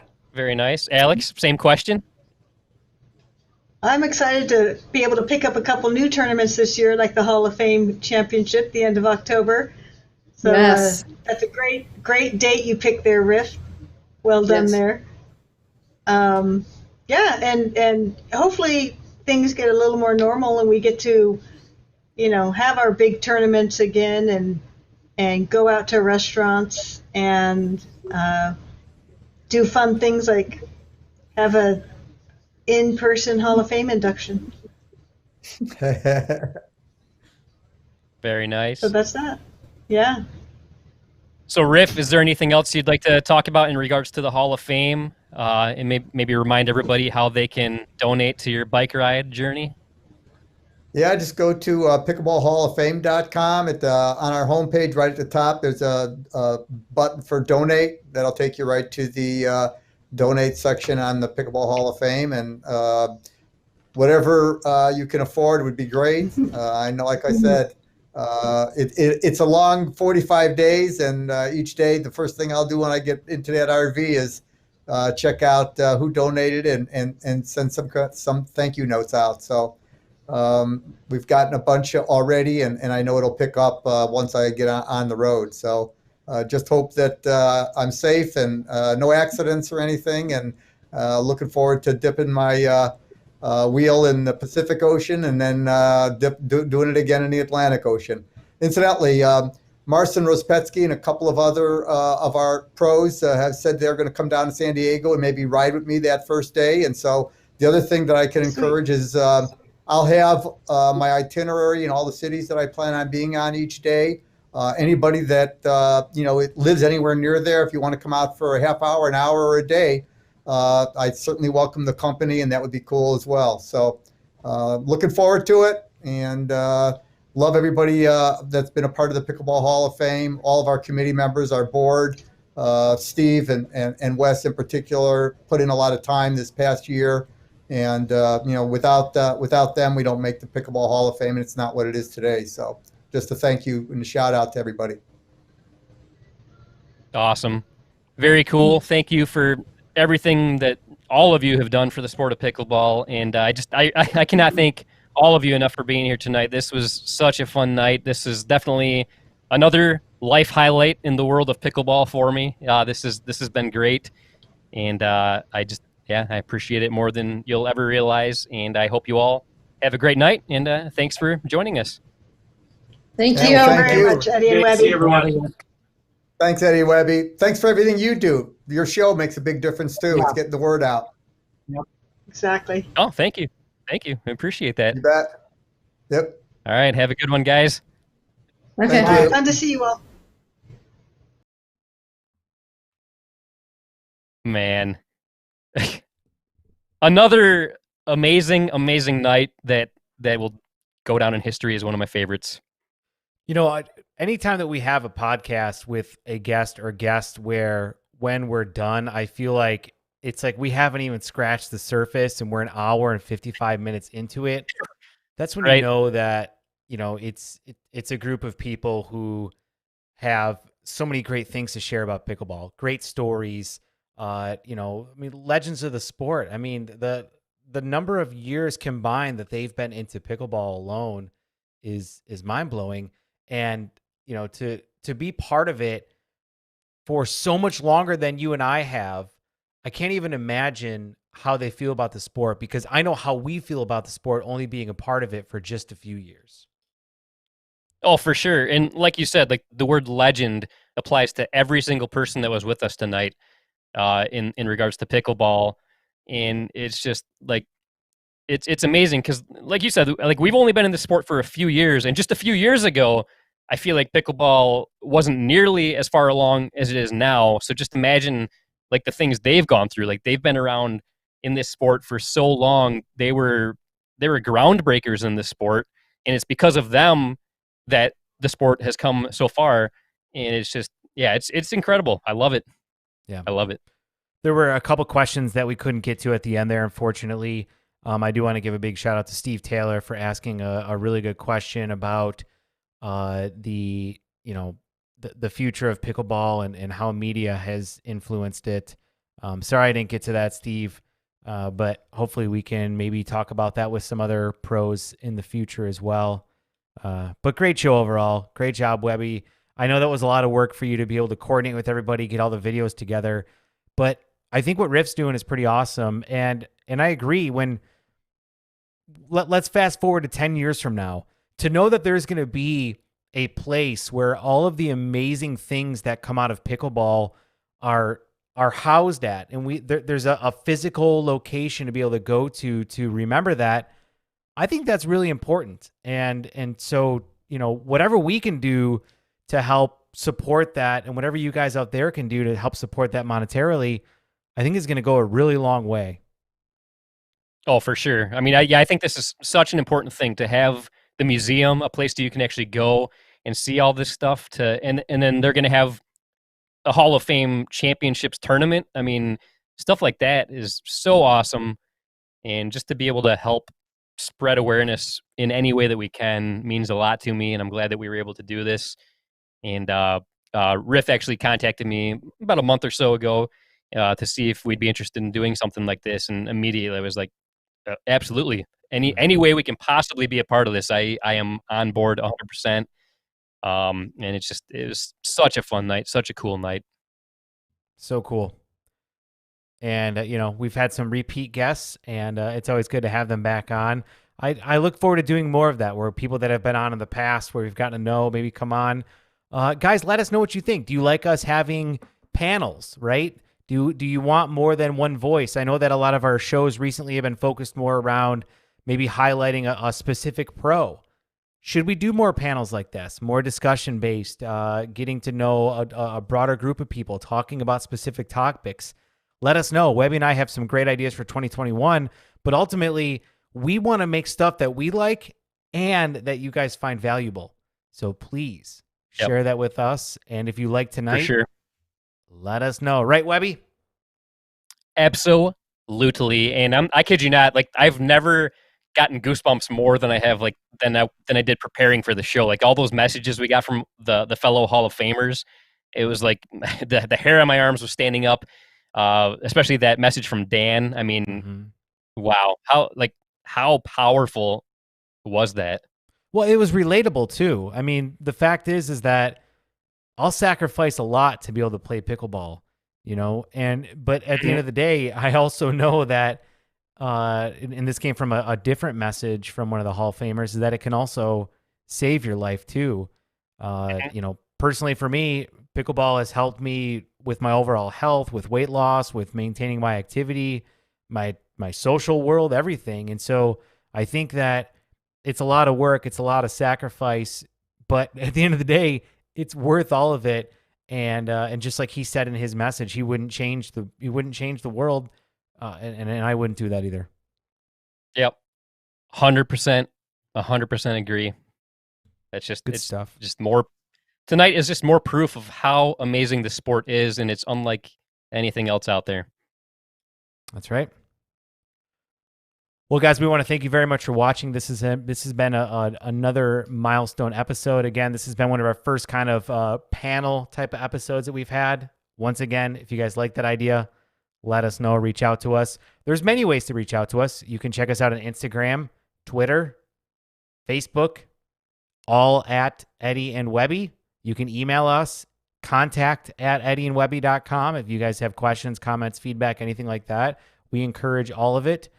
We really want 2021 to be a huge milestone year for the sport of pickleball, and we want to be a big part of that and drive it. So let us know what you guys, you guys want to see. And Webby, is there anything else we want to be able to talk about on this fine evening? No, I think that's it. This was an epic night for us, and definitely one of my favorites. I think this was an amazing way to kick off 2021. And if this was any indication of how this year is going to be, then it's going to be a great year. That's right. Great things coming in 2021. As we mentioned, this is now the Eddie and Webby Pickleball Podcast. So tell the world we are 100% dedicated to you, all the pickleball fans out there. And speaking of that, this has been episode number 81, which means there's 81 of you out there still listening right now. And guess what, Webby? What? We appreciate you guys. And on that note, I'm Eddie. And until next time, this is Webby, not Eddie, signing off. See ya.